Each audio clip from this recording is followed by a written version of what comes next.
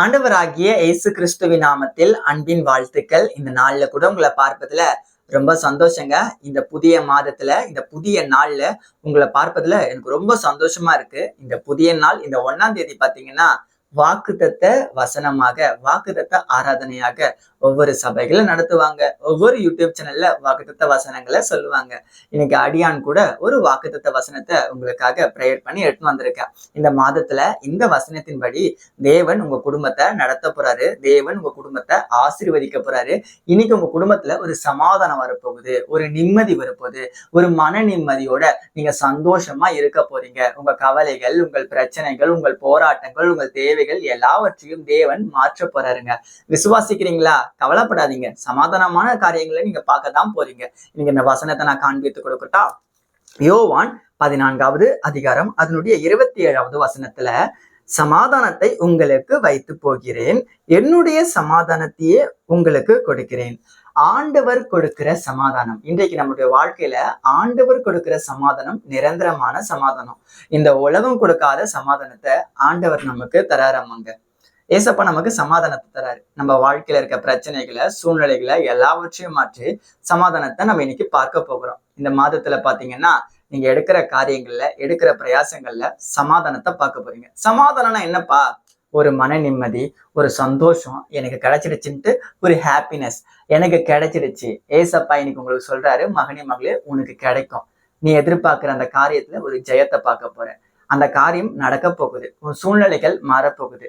கடன் பிரச்சனைங்க, போராட்டங்க, தேவைகள், பல பாடுகள் எவ்வளவோ சூழ்ந்து கொண்டே இருக்குங்க. சமாதானம் இல்லாத வாழ்க்கைங்க. மாறுமாங்க? கண்டிப்பா மாறுங்க. மாறாதான்னு எதிர்பார்க்காதீங்க. விசுவாசத்தோட இருங்க மகனே மகளே. இப்பவே மாறப்போகுது. போன மாசம் உங்களுக்கு சமாதானமே இல்லை, நிம்மதியே இல்லை, எப்பவுமே பிரச்சனை போராட்டம் அப்படியே ஓடிக்கிட்டே இருக்கலாம். ஆனா இந்த புதிய மாதத்துல நீங்க சமாதானத்தை பார்க்க போறீங்க. உங்க குடும்ப சமாதானத்தை பார்க்க போது, உங்களுடைய காரியங்கள் நீங்க சமாதானத்தை, ஜெயத்தை பார்க்க போறீங்கன்னு சொல்லி தேவன் இன்னைக்கு ஒரு வாக்கு தராருங்க. ஒரு ஸ்டோரி நான் உங்களுக்கு சொல்றேன். அதாவது ஒரு மிகப்பெரிய பணக்காரர், அதாவது அந்த ஊர்லயே அவர் பணக்காரன்னு சொல்லலாம். அப்படிப்பட்ட அந்த பணக்காரர் பாத்தீங்கன்னா ஒரு பாஸ்டர் கிட்ட சொல்றாரு, பாஸ்டர் நீங்க எங்க வீட்டுக்கு வாங்க அப்படின்ட்டு. அந்த பாஸ்டர் என்ன பண்றாரு, அந்த வீட்டுக்கு போறாரு. அந்த வீட்டுக்கு போனா பாத்தீங்கன்னா அந்த வீட்டுல பாத்தீங்கன்னா அந்த பாஸ்டர் பார்த்து ஆச்சரியப்படுறாராமா. எவ்வளவு பெரிய வீடு, எவ்வளவு பெரிய காரு, எவ்வளவு பெரிய ரூமு.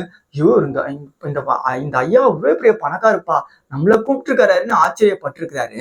ஆனா பாஸ்டர் ஐயா வந்துட்டோன்னையும் இந்த பணக்காரர் போயிட்டு அந்த ஐயா கிட்ட சொல்றாரு, ஐயா எனக்கு சமாதானமே இல்லையா, எனக்கு நிம்மதியே இல்லையா, மனசுல நிறைய பிரச்சனை ஓடிக்கிட்டே இருக்கையான்னு சொல்லி இந்த ஐயா கிட்ட அந்த பாஸ்டர் சொன்னாராமா. நல்லா யோசிச்சு பாருங்க, ஒரு பெரிய பணக்காரரு, அவருடைய வாழ்க்கையில கூட சமாதானமே இல்லை. இன்னைக்கு நம்ம லைஃப்ல பாத்தீங்கன்னா பணம் இருந்தா எனக்கு சமாதானம் கிடைச்சிரும், நான் எதிர்பார்க்கிற காரியம் நடந்தா எனக்கு சமாதானம் கிடைச்சிரும், என் வாழ்க்கை மாறணும்னா நான் நினைக்கிற காரியம் எனக்கு நடக்கும் போகுது, அதுல எனக்கு சமாதானம் கிடைக்கும், என் கடன் பிரச்சனை மாறினா எனக்கு சமாதானம் கிடைக்கும், எனக்கு திருமணமானா எனக்கு சமாதானம் கிடைக்கும். அது திருமணமானா இன்னும் நிறைய நீங்க உழைக்க வேண்டியது இருக்குமா? அது ரைட்டு. அதே போல உங்க வாழ்க்கையில இந்த காரியங்கள்லாம் கிடைக்கும் போது சமாதானம் கிடைக்கும் நம்ம நினைக்கிறோம். ஆனா நம்ம நினைக்கிற காரியம் தப்பு. நம்ம நினைச்சா அந்த காரியங்கள் நடக்கும் போகுது, அதுல நமக்கு சமாதானம் இருக்குன்னு நினைக்கிறோம். ஆனா உலகத்துல மூலியமா நமக்கு கிடைக்கிற சமாதானம் நிரந்தரமான சமாதானம் கிடையாது. அதை ஏசப்பா சொல்றாரு, என்னுடைய சமாதானத்தை தரேன், என்னுடைய சமாதானம் நிரந்தரமான சமாதானம்.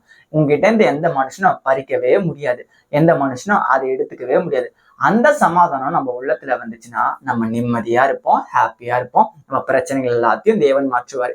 இன்னைக்கு உங்க வாழ்க்கையில கூட பாத்தீங்கன்னா ஒரு சமாதானம் இல்லாத நிலைமை நீங்க இருக்கலாம். ஆனா ஏசப்பாவை விசுவாசிக்கிறீங்களா? தேவனே உண்மை நான் விசுவாசிக்கிறேன், எனக்காக நீர் மரித்தீர், உம்முடைய சமாதானத்தை எனக்கு கொடுத்து நீ பரமேறி சென்றீர். அந்த சமாதானமான வாழ்க்கையை இந்த மாதத்தில் நான் பார்க்க வேண்டும். என் குடும்ப தேவைகளை நீர் சந்திப்பீர், என் கடன் பிரச்சனையை சந்திப்பீர், என் வாழ்க்கையை நீர் அழகாய் நடத்துவீர் என்று நீங்க விசுவாசத்தோட இப்ப பிரேயர் பண்றீங்களா? இந்த வாக்குத்தத்த வசனத்தின்படி உங்க குடும்பத்துல இந்த மாதம் சமாதானம் கிடைக்க போகுது. நான் இன்னைக்கு வார்த்தையில நீங்க எதிர்பார்க்கிற எல்லாமே நடக்க போகுது. நீங்க கோடி கோடியா சம்பாதிக்க போறீங்கன்னு சொல்லல, ஆனா கண்டிப்பா சம்பாதிப்பீங்க. நீங்க உழைக்கிற உழைப்பு ஒரு நாள் வீண் போகாது. கோடி கோடியாவும் சம்பாதிப்பீங்க. தேவன் உங்க குடும்பத்தை அழகா நடத்துவாரு. உங்க உழைப்பு வீண் போகாது. உங்க பிரச்சனைகள் மாறும். நீங்க சமாதானமான ஒரு வாழ்க்கையை நீங்க வாழுவீங்க. நீங்க விசுவாசமா இருக்கும்போது. வார்த்தையில நான் சொன்னா கூட அந்த விசுவாசம் நீங்க எடுக்கும்போது, கிரியை இல்லாத விசுவாசம் செத்ததா இருக்கிறது. நீங்கள் விசுவாசமா இப்போ நம்ம ப்ரேயர் பண்ண போறோம். நம்ம குடும்பத்துல இந்த மாசம் சமாதானம் வரப்போகுது. ஜெபிக்கலாமா? அன்பு தகப்பனே, எங்க அன்பு நேசரே, உங்க நல்ல நாளுக்காக நாங்கள் ஜெபிக்கிறோம் அப்பா. இந்த நாள்ல கூட அநேகர் குடும்பத்துல சமாதானம் இல்லாத ஒரு நிலைமை இருக்கு தகப்பனே. எங்க குடும்பத்துல ஒரு சமாதானம் வரணும். நாங்க சமாதானமாய் வாழ வேண்டும். என் தேவனாகிய கர்த்தர் நீர் ஒரு சமாதானத்தை எங்கள் குடும்பத்திலே கட்டளிடணும். எங்க குடும்பத்துல இந்த மாசத்தை அழகா நடத்துவீங்க. எங்க தேவைகளை சந்திப்பீங்க.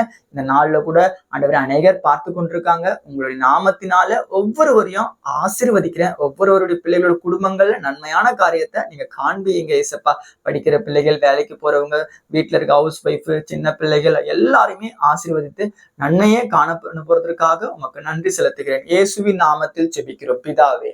ஆமேன், ஆமேன்.